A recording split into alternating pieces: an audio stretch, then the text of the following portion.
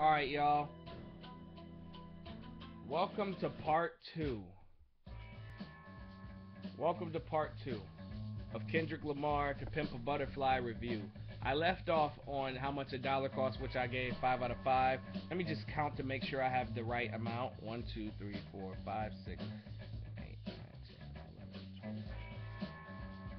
How the fuck did I get 12? 1, 2, 3, 4, 5, 6, 7, 8, 9, 10, 11.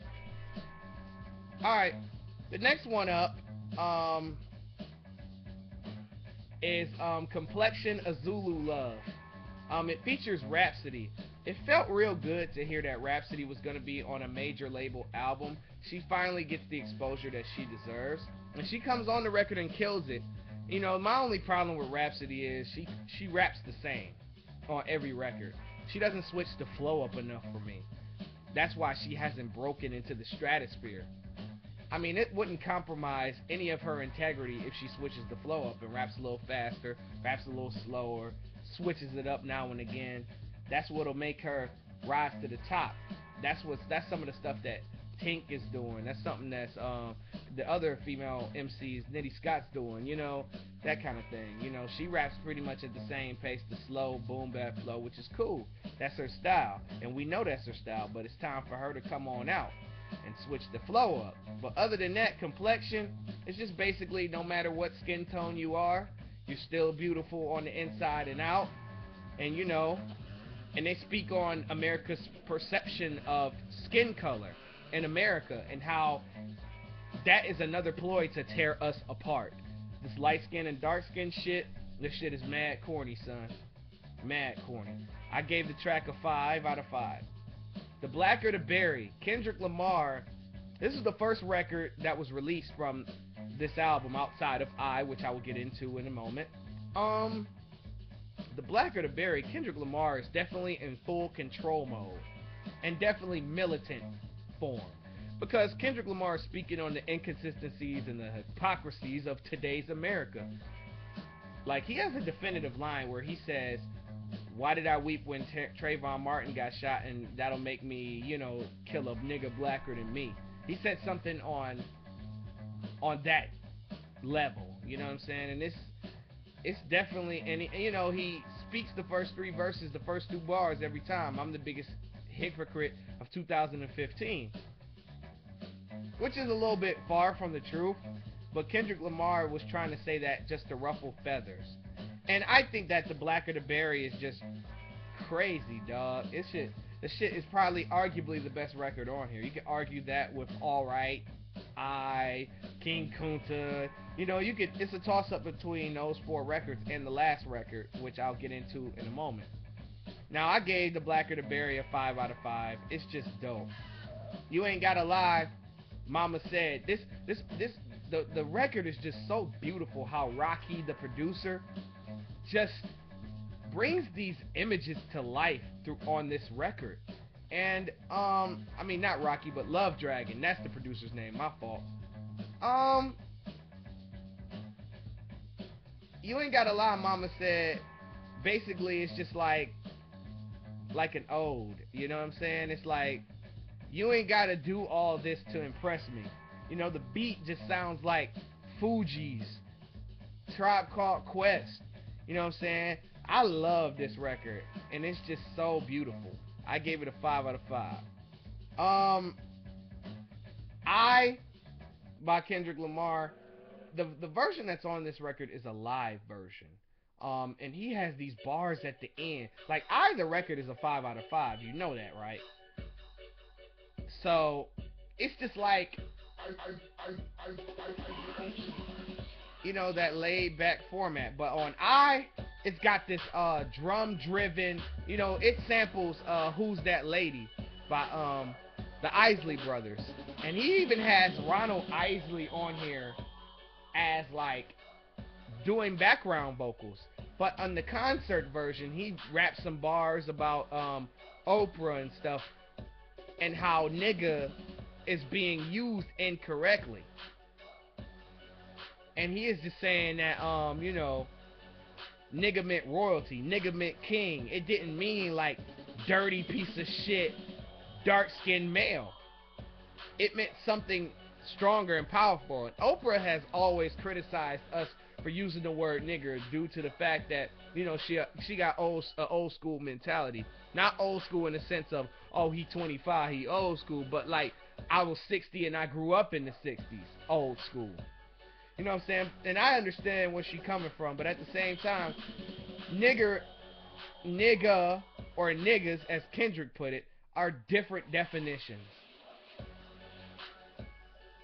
Now, I Love Myself is just a record that confirms self-knowledge, self-worth, self-confidence, self-reality.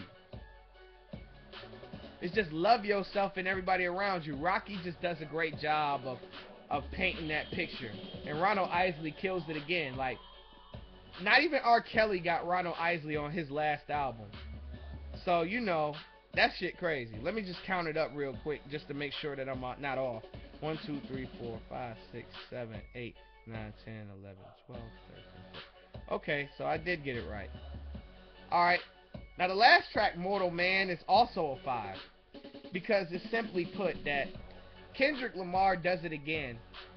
He is just saying that, what if your favorite rapper, favorite athlete, favorite role model got into trouble?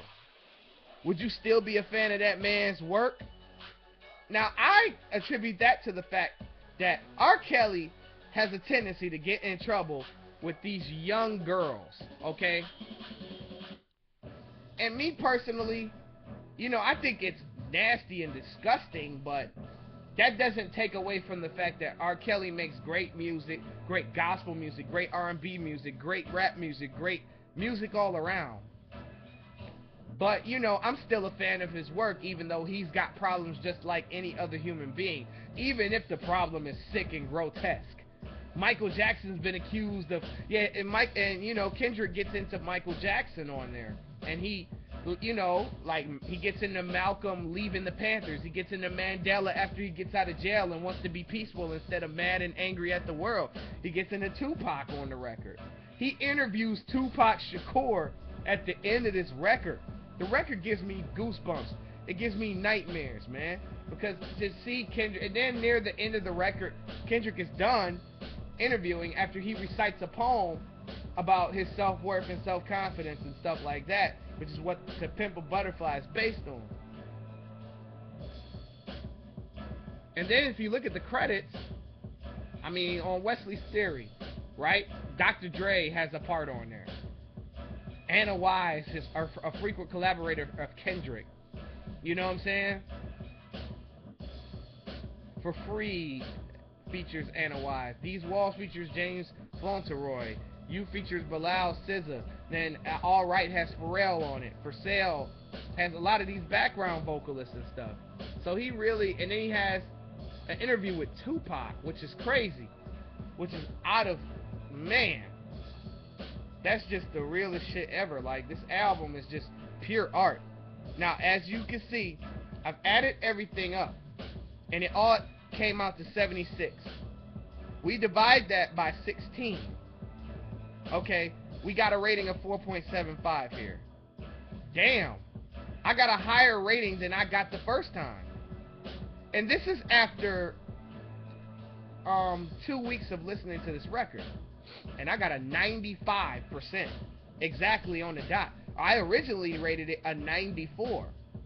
But now that I got a chance to sit with it and re-rate it in front of you guys, I made it a 95%, which is an A, and a classic rating from the King Unknown. I mean, I've also given records like, I believe I gave Get Rich or Die Trying this rating. I also gave Wu-Tang Return, Enter the Wu-Tang album a 95. You know what I'm saying? I think this, there's a lot of niggas that say that Jay ain't make an album like this.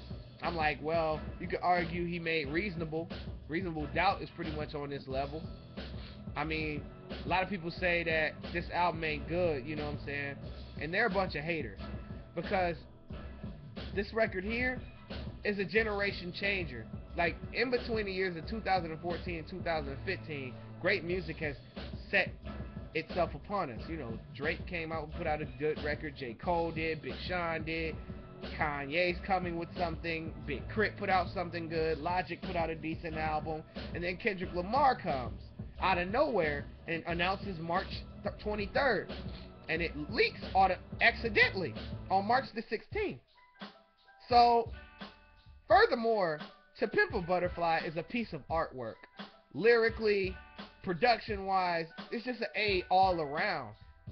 Like 94, 95, whatever the fuck I rated it, it's still within the same range.